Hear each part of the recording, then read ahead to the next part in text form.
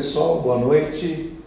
Estamos aqui diretamente do nosso consultório aqui na Gastromed, Instituto Bruno Zilberstein. Hoje é quinta-feira, são 19 horas e vamos dando início aí aos nossos trabalhos. E nós só vamos esperar mais alguns segundos aí, um minuto, para que o pessoal possa ir entrando e fazendo parte da nossa live. E tá ouvindo direitinho aí, Dr. Gil Tosta?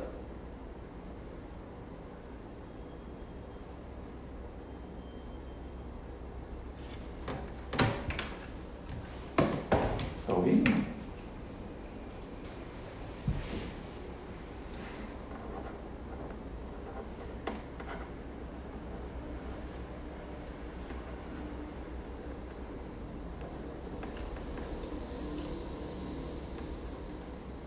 Hoje nós vamos dar início a um assunto. Estou recebendo aqui, boa noite, Diego, tudo bom? Prazer em saber que você está acompanhando a gente. E hoje nós vamos falar sobre hérnias de parede abdominal. Estaremos aqui eu, Hamilton Brasil, aqui no consultório da Gastromed, e juntamente com o Dr. Gil Tosta, que é um dos cirurgiões do staff da Gastromed, para que a gente possa explicar um pouquinho do que são as hérnias da parede abdominal e vocês possam entender adequadamente o que a gente está tentando explicar e que a gente possa responder a todas as perguntas e as dúvidas que vocês possam vir apresentar, tá bom? Então nós vamos começar inicialmente falando sobre a definição das hérnias e os principais locais de aparecimento. Para isso, o Dr. Gil vai nos apreciar aqui com a introdução. Gil, pode começar. Olá, doutor Hamilton, tudo bem? Estão me escutando bem aí? Maravilha. Boa noite a todos. É um prazer estar com vocês mais uma reunião aqui ao vivo.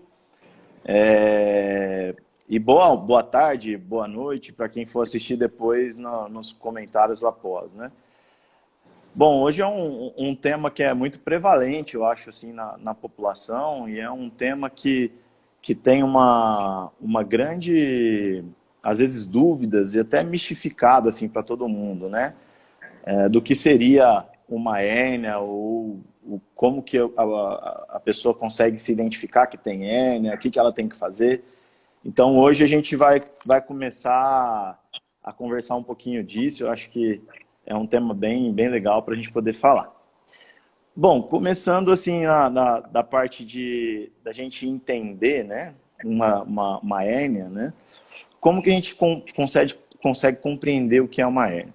A hérnia nada mais é do que uma saída do conteúdo que deveria ficar dentro da barriga ou dentro do abdômen, e ele tem uma saída, ou uma pseudo-saída, por um orifício natural, ou às vezes feito, fabricado, né? No caso de cirurgias pregressas. Eu gosto de às vezes comparar, né, para o pessoal entender, que parece muito como um pneu de um carro e a câmara que fica dentro do pneu. Então, quando a gente tem um rompimento da parte externa do pneu, a gente tem a saída da câmara, isso seria uma hérnia. Então, é uma definição que eu gosto de fazer bastante, acho que o pessoal entender. O que o senhor acha aí, doutor Hamilton?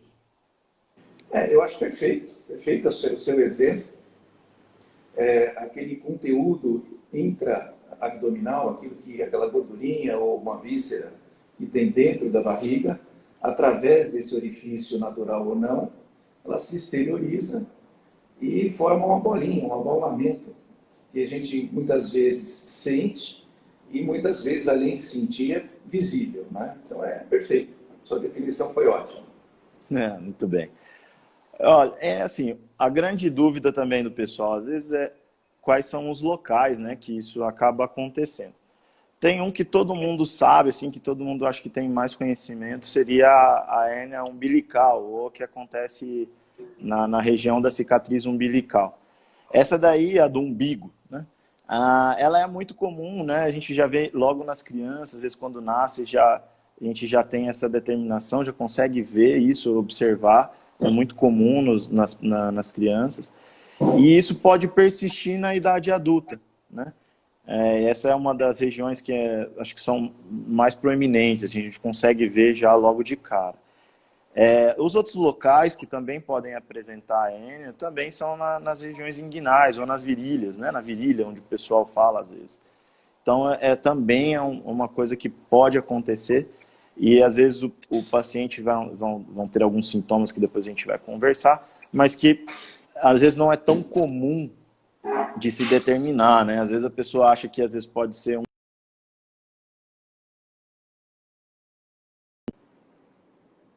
Deu uma travada. E a gente também tem uma parte de locais que podem aparecer, são em pós-cirurgias, né? Às vezes na cesariana, quando faz cesariana, ou às vezes faz alguma intervenção na barriga por um outro motivo, que faz um corte maior, ou às vezes até numa cirurgia pequena, quando a gente usa aqueles cortes pequenos para videolaparoscopia, né? Então, às vezes pode ser também, às vezes, ocasionado desses locais, né? Então, são locais muito corriqueiros e mais comuns de acontecer. E eu acho que um lugar que também, às vezes, deixa muita dúvida se pode acontecer ou não, também é na parte anterior, ou acima do umbigo, que são as hérnias epigástricas, que também fica ali, às vezes, na região média, bem no meio, entre o umbigo e a região aqui de um ossinho que fica aqui em cima, perto do tórax. Então, essa região também é comum da gente ter hérnias e aparecimento de hérnias nessa região. Mas algum lugar, doutor Hamilton, que o senhor lembre aí, que às vezes é mais comum, né? Você definiu a localização das principais hérnias. Milhões de pessoas no mundo têm hérnias, sem dúvida nenhuma, é uma das patologias mais frequentes que existe no ser humano. E, além, você citou as hérnias epigástricas e umbilicais, que são hérnias da linha média. E também, mais raramente, a gente pode ter hérnias laterais, que também podem aparecer no abdômen, e são hérnias que ultrapassam o orifício que existem entre os músculos da parede abdominal. E como você citou, né, tem as hérnias congênitas do recém-nascido, onde as mais comuns são as umbilicais e as inguinais, na virilha, né, e a gente pode ter também as hérnias que aparecem por hereditariedade, por deficiência do colágeno, são gerações que passam de pai para filho, esse presente, né? Ou seja, essa deficiência do colágeno provoca um amolecimento das camadas musculares, predispondo às hérnias. Você também comentou das hérnias adquiridas, aquelas que a gente vai apresentando no decorrer da vida. Então, por exemplo, as pessoas que têm um aumento da pressão intraabdominal na obesidade, então os obesos têm maior propensão a ter hérnias.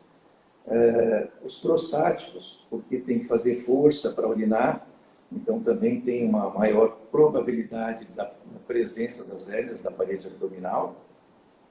Existem os pacientes que têm bronquite, que têm asma, portanto são tossidores crônicos, e esses pela pressão que aumenta a cada tosse, também vão desenvolvendo hérnias. Os fumantes também têm uma predisposição maior em apresentar hérnias, e os que usam cronicamente corticoides, que também vão predispor um enfraquecimento da camada muscular e vão apresentar hérnias. Não podemos esquecer das gestantes também, né? As gestantes têm alterações fisiológicas e também tem um aumento bem maior do abdômen. É muito comum as gestantes apresentarem uma hérnia umbilical durante a gestação e depois do parto, aquele volume abdominal desaparece e a hérnia volta e a hérnia umbilical deixa de existir muitas vezes.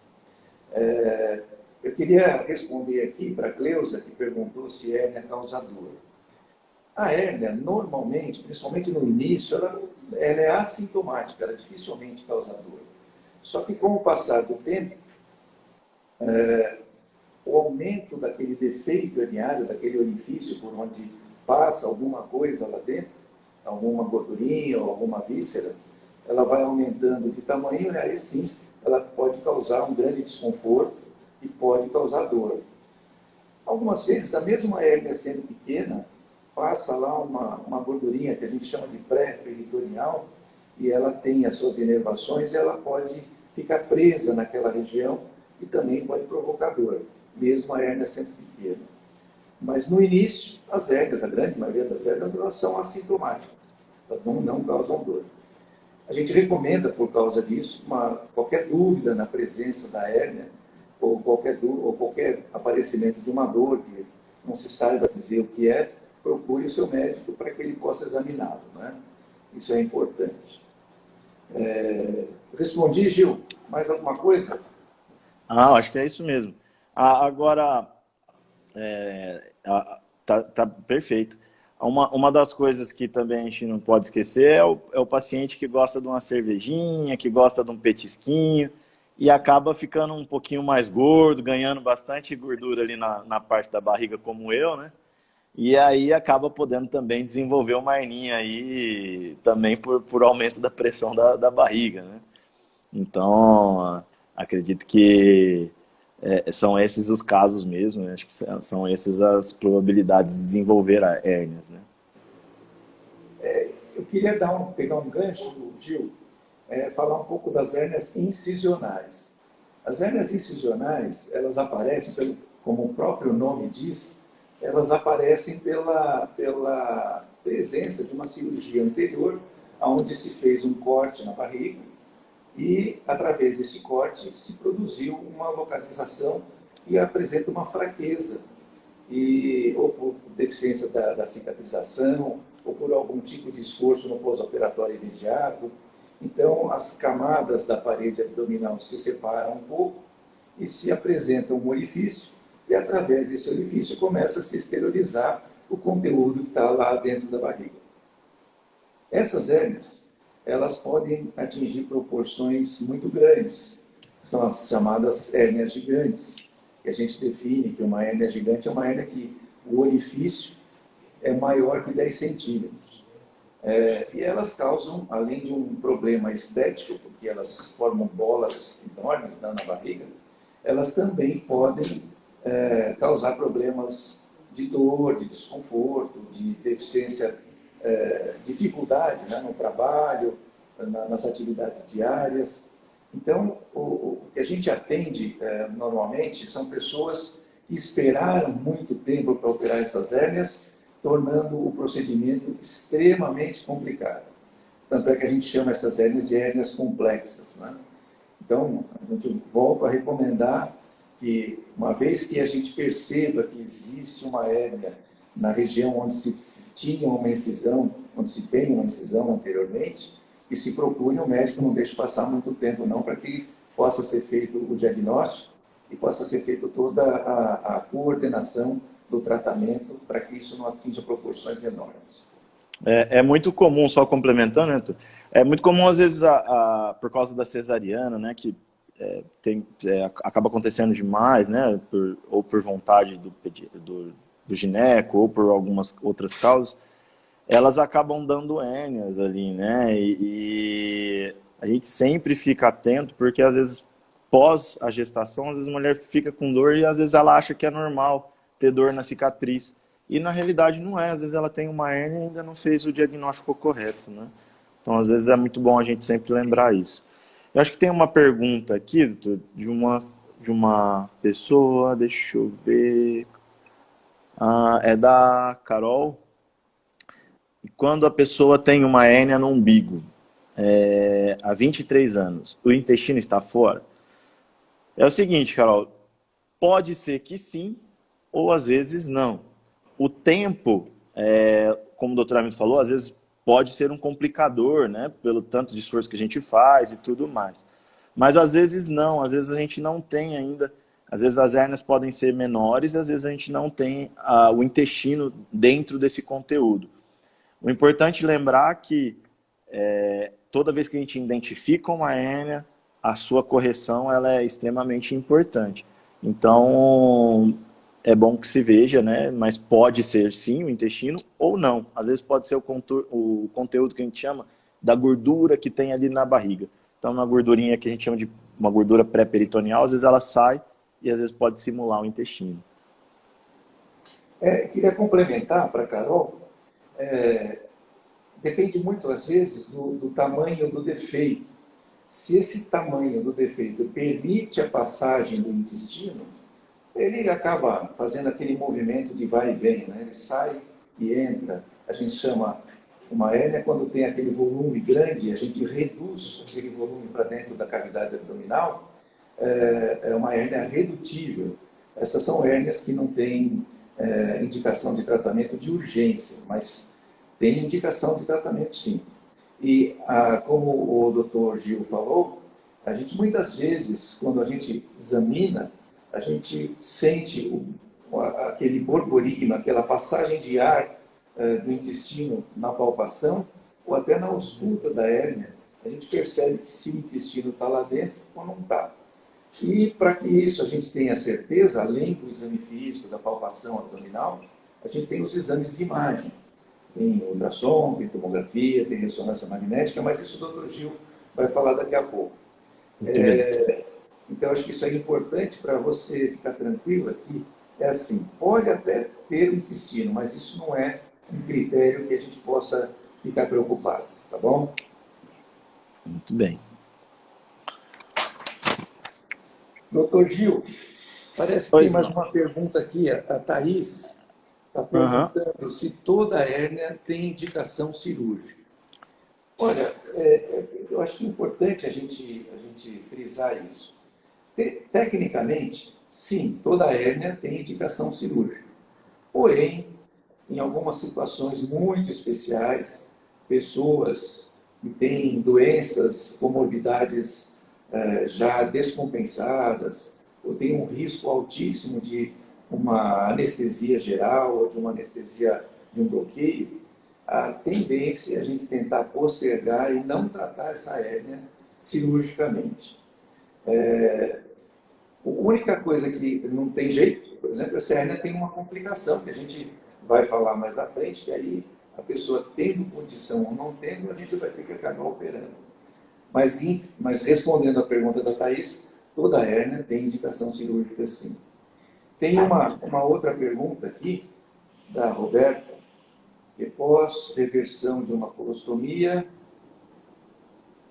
como é que é? Em novembro, ela ficou com uma hérnia no local onde tinha colostomia.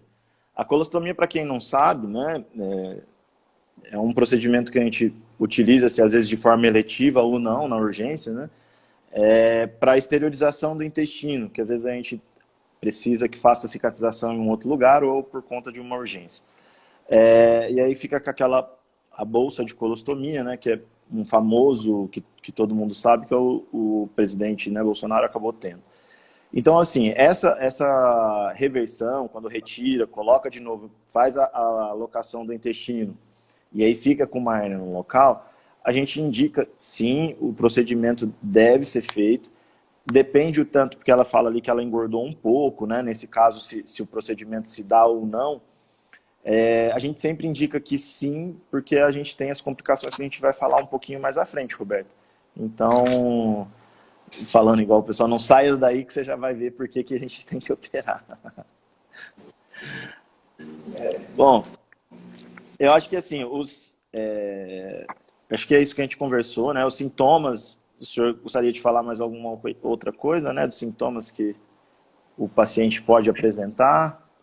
Sim, dos sintomas, eu acho que muitas vezes a grande maioria das vezes as hérnias elas são mais visíveis do que sintomáticas, né? Então a gente observa, vê a hérnia, sabe que tem, mas não tem dor. Eu acho que é importante sempre ficar a dica aqui, incisão num pós-operatório que começa a ficar meio abaulada, é bom a gente examinar para ver se não está aparecendo uma hérnia. é um local de menor resistência, um local de fraqueza, e que tem que ser acompanhado por um profissional que faça o diagnóstico. E, então é isso, acho que agora... Né, o que você falou até do diagnóstico, acho que eu vou pegar o gancho, como que a gente faz o diagnóstico de hérnia, né? Às vezes o diagnóstico pode ser simplesmente a gente fazer a observação, como acho que a colega, alguém já falou ali, né? A gente vê o intestino, às vezes vê aquela coisa andando, e ali a gente sempre faz o diagnóstico, às vezes clínico, olhando, examinando, tudo mais, ou às vezes a gente usa os exames de imagens, como ultrassom, como uma tomografia, ou às vezes a ressonância, em casos específicos, ou quando a gente não consegue fazer o diagnóstico clínico, né, que a gente fala ali palpando. Esses métodos, né, de diagnósticos hoje são muito confiáveis, né, e dependendo, obviamente, dos locais onde são feitos, eles têm uma determinação muito boa, né? A gente consegue determinar por onde vem, para onde vai, como que a gente vai fazer a cirurgia, determinar o tamanho e tudo mais para poder explicar isso bem legal no pré-operatório. E aí estão me perguntando se as hérnias podem ser feitas, né, por vídeo ou não, e quais são os métodos de tratamento. Acho que os métodos de tratamento mais importantes que tem, né, vou falar numa evolução do que era antigamente para o que vem acontecendo. Antigamente era feito por cortes. A gente identificava a hérnia, fazia um corte e fazia as correções que eram necessárias. Antigamente não se usava a tela, era só com pontos, e depois a gente fez a grande colocação aí das telas. A tela ela tem uma ótima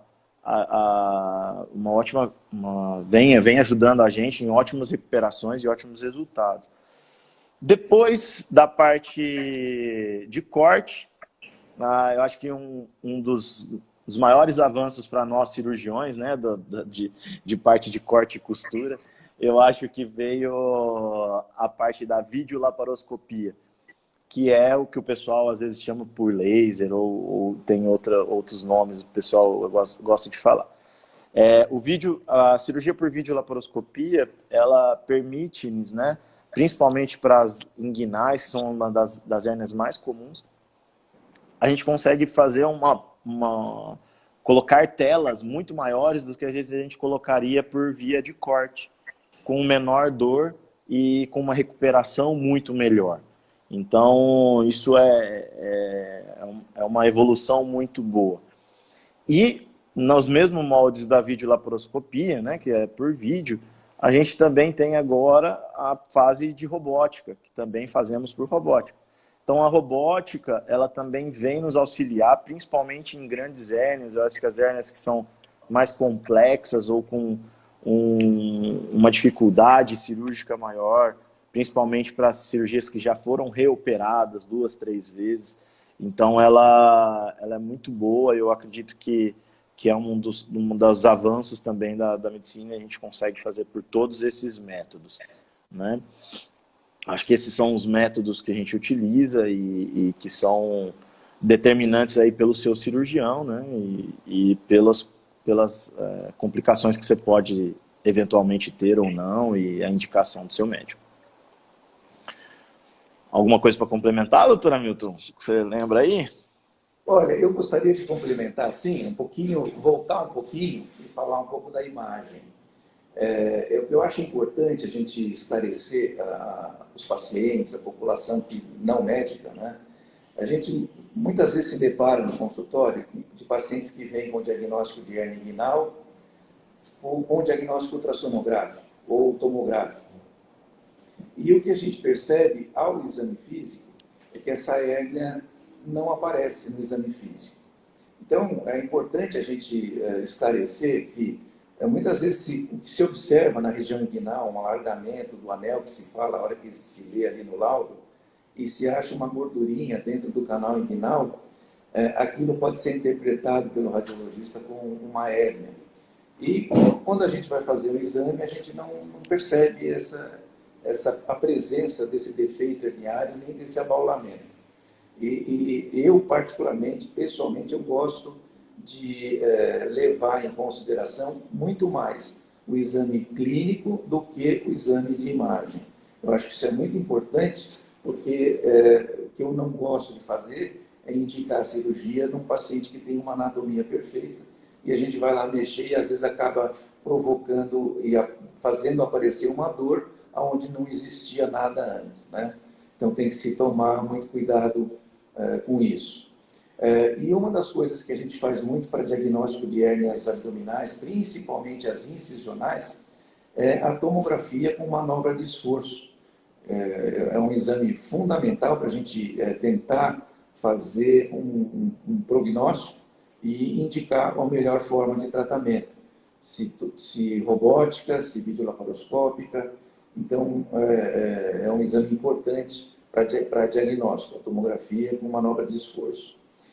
Aí, passando para o tratamento, como você bem falou, Gil, eu acho que é importante, gosto muito da videolaparoscopia, principalmente nas hérnias inguinais, e já nas hérnias gigantes, nas hérnias abdominais maiores, a minha tendência é fazer a cirurgia convencional, sempre com o uso de telas, tanto nas inguinais quanto nas hérnias da linha média, nas hérnias grandes. Temos telas aí de ótima qualidade, a evolução nos mostra que a gente tem opções múltiplas aí de vários fornecedores, hérnias que suportam um pouco mais a infecção e que dão confiança para a gente para que as recidivas deixem cada vez mais de acontecer, né? E tem uma pergunta aqui, quanto tempo depois de fazer uma cirurgia de hérnia, a gente pode voltar a trabalhar? E a resposta é a seguinte: uma cirurgia normal, uma cirurgia de hérnia inguinal, por exemplo, que se faz por videolaparoscopia, os resultados de recidivas são muito semelhantes a das convencionais. Porém, o que a gente observa é que quem faz a cirurgia de hérnia inguinal, por exemplo, por videolaparoscopia, é indiscutível que tem menos dor. Portanto, a volta ao trabalho, a volta às atividades profissionais acaba sendo mais rápida. Eu tenho um pouco de medo, eu ainda sou um cirurgião da velha guarda, eu prefiro segurar um pouco o paciente para fazer exercícios de muita carga, tipo jogar tênis, jogar futebol, por pelo menos aí um mês e meio, às vezes até 2 meses, dependendo do que a gente encontra durante a cirurgia. Mas a cirurgia com tela hoje, mesmo a convencional, quanto a videolaparoscópica, permite o paciente voltar às atividades normais de trabalho, de escritório, de andar, de dirigir um carro, de 10 a 15 dias. Esse é um tempo bem adequado para que a gente se sinta à vontade para deixar o paciente voltar às suas atividades normais. Mais alguma pergunta tem aí? Deixa eu ver aqui. A pergunta é do José Antônio Vergueiro: deve-se sempre fazer uso de telas? Olha, principalmente na região umbilical, né? Eu acho o seguinte: o uso de telas, os trabalhos mostram que a chance de ter uma recidiva é bem menor com o uso de telas. Porém, em se tratando do umbigo, hérnias menores até 2 centímetros, eu acho que não há necessidade de colocar tela. Acho que você vai colocar um corpo estranho no local onde você não precisaria mexer. Então, eu só vou deixar o uso específico para tela na região umbilical se ela for uma hérnia maior que 2 centímetros. Aí sim está indicado o uso de tela. Tem uma pergunta do Diogo. Não, eu só estou lendo as perguntas agora, que tem uma pergunta do Diogo, que agora acabou de pedir ali. Em que momentos vocês optam pela robótica, né? Eu acho assim, a robótica é uma modalidade que a gente começa a utilizar bastante. Eu acho que um dos grandes avanços que a gente teve aí nos últimos anos da parte cirúrgica. A gente usa principalmente nas cirurgias, Diogo, que já foram mais de uma vez feitas, às vezes nas recidivas. E às vezes em pacientes que às vezes tem algum tipo de peso da barriga, às vezes um paciente um pouco mais obeso, que você precisa de movimentos bem delicados, movimentos bem finos, e ali que já tem telas pregressas. Então, esses são os pacientes que a gente usa a parte da robótica. Eu acho que ele vem para adicionar de uma grande forma, né? Mas se não, acho que a videolaparoscopia ela atende muito bem aos nossos anseios aí. E respondendo já a Roberta, já como gancho, geralmente quanto tempo a duração de uma cirurgia de hérnia? Depende da hérnia, Roberta. Se for uma hérnia ali da região do umbilical, às vezes pode ser uma coisa de 30 minutos, 20 minutos, se não for uma coisa complicada, né? Ou às vezes quando for pensar ali numa hérnia das regiões inguinais, lá da virilha, ou alguma hérnia ali da região, normalmente é uns 40 minutos a 1 hora, dependendo também do jeito ali para cada lado, né? Às vezes pode ser até mais rápido do que isso, mas isso vai depender muito, tá? Mais uma média. Mais alguma coisa, doutora? Aí eu acho que... Não, perfeito. Acho que eu queria falar um pouquinho das complicações, eu não sei se já posso. Deixa eu só, antes de você falar das complicações, deixa eu responder uma pergunta aqui. Como a gente deve fazer em tempo de Covid? Né? Eu acho que todo cuidado é pouco, né? Então, nós estamos ainda num tempo que a gente tem que se prevenir, usar máscara, né? A gente está aqui, eu estou aqui no consultório, estou isolado, então não estou usando máscara, que é até melhor para falar com vocês. Vários hospitais agora, em São Paulo, já estão abertos para cirurgias eletivas. Basta que a gente tome o cuidado de pedir o teste para Covid, pelo menos uma semana antes, e para que a gente possa operar o paciente sabendo se ele tem o vírus ou se ele não tem o vírus. Porque se ele tiver, vai ter que ter toda uma prevenção, uma precaução na sala, ou até, eu diria, se ele for positivo para Covid e tiver em fase de transmissão, a gente não vai operar. A gente vai esperar ele passar essa fase, vai ficar em quarentena e a gente opera depois. Mas os cuidados que a gente tem hoje é que os hospitais estão tomando precaução para que o fluxo de pacientes de cirurgias eletivas não seja o mesmo fluxo de pacientes que têm Covid. Então, isso que eu queria dizer antes. Perfeito. Agora falando um pouquinho lá de uma pergunta lá atrás, né, que perguntou se tem que operar, se toda vez tem que operar ou não. A gente vai conversar um pouquinho da complicação, né? Então, por que a gente indica a cirurgia aí nos casos que a gente identifica uma hérnia, né? Uma das complicações que a gente tem mais medo, né, mais temeráveis aí da parte das hérnias, né, são os encarceramentos. Então, o que seria um encarceramento? Né? O encarceramento nada mais é do que, imaginando que isso seja um exemplo prático, imaginando que isso seja alguma estrutura de dentro da barriga, normalmente o intestino, tá?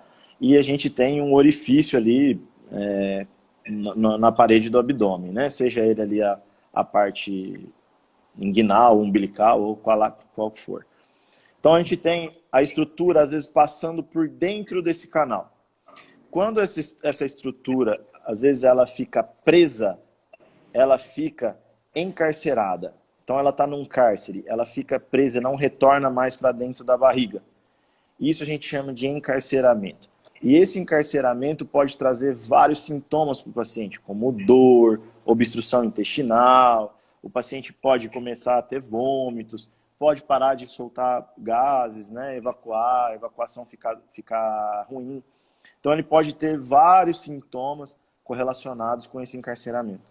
E o grande problema, e o maior problema, seria o estrangulamento, que diferente do encarceramento, a alça já está encarcerada, e a gente tem uma parada do fluxo de sangue para essa região que ficou lá fora.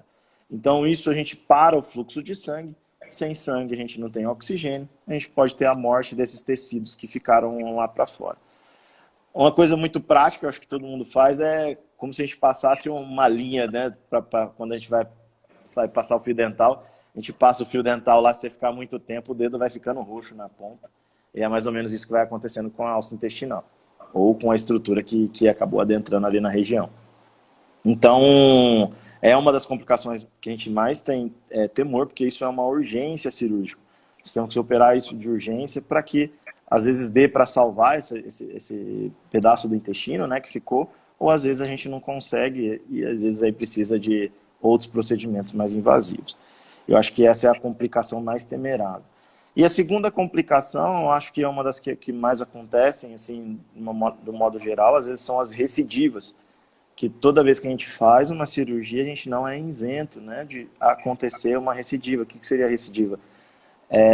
O local onde foi corrigido a hérnia, às vezes por própria adaptação do paciente, né, às vezes ele utiliza corticóide ou tem algum problema de cicatrização, ou às vezes a tela pode às vezes sair do lugar, ou ter uma retração da tela, alguma coisa que aconteça nessa região, pode acontecer uma recidiva da cirurgia.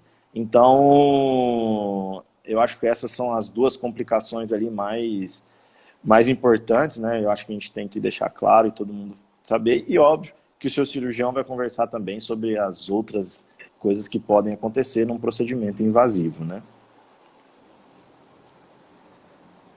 Muito bem, Gil.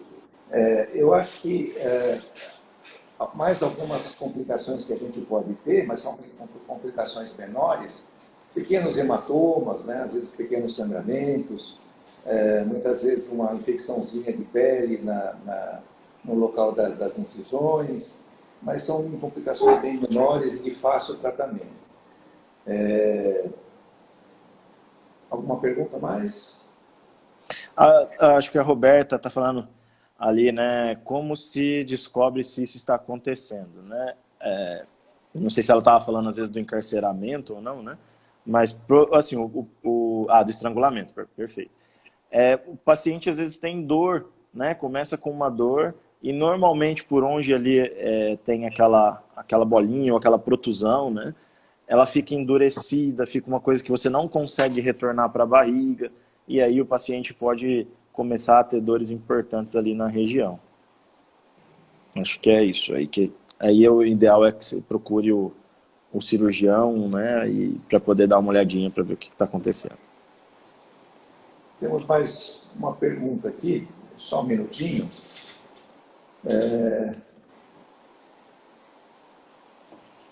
Vamos lá. Eu queria agradecer, então, enquanto o senhor vê aí, queria agradecer a todos aí que estão assistindo, mandando um abraço para todos aí, temos os nossos pacientes, temos colegas, temos pessoas queridas aí, muito obrigado pelo também o apoio aí, tá junto com a gente aí nesse momento. Já que você falou dos agradecimentos, o Dr. Rafael Batista, grande cirurgião plástico, está mandando um abraço. José Antônio Vergueira Costa está mandando também, agradeço a presença e o prestígio. E agora nós vamos deixar que aqui na Gastromed nós continuamos trabalhando para a segurança de todos. Lembrando que aqui nesse período da Gastromed a gente está tentando agendar as consultas de uma forma que não haja aglomerações. A asepsia, álcool gel, álcool 70%, está 100% aqui de segurança que a gente está apresentando para o atendimento dos nossos pacientes. Temos condição aqui também de fazer os exames para diagnóstico de hérnia, exames de imagem, e estamos aqui à disposição para tirar as dúvidas e atender os pacientes que precisarem da gente, tá bom? Então, agradeço a todos. Gil, fica aí as suas considerações finais. Realmente é uma honra trabalhar com essa equipe, né? Tenho muito orgulho de estar presente aí, a gente está presente, eu acho que com as melhores equipes aí de São Paulo e da região inteira. Então, muito obrigado. Queria agradecer a todos que estão aí. Um abraço aí a Pri, a Thaís, aí todo mundo que mandou um abraço. A gente tem um carinho imenso por todos aí que nos acompanham dessa força. Obrigado pela honra, doutor Hamilton, estar aí com você.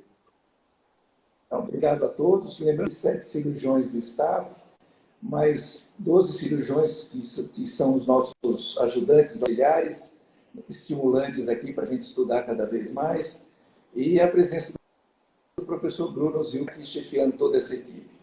Boa noite a todos e até a próxima live.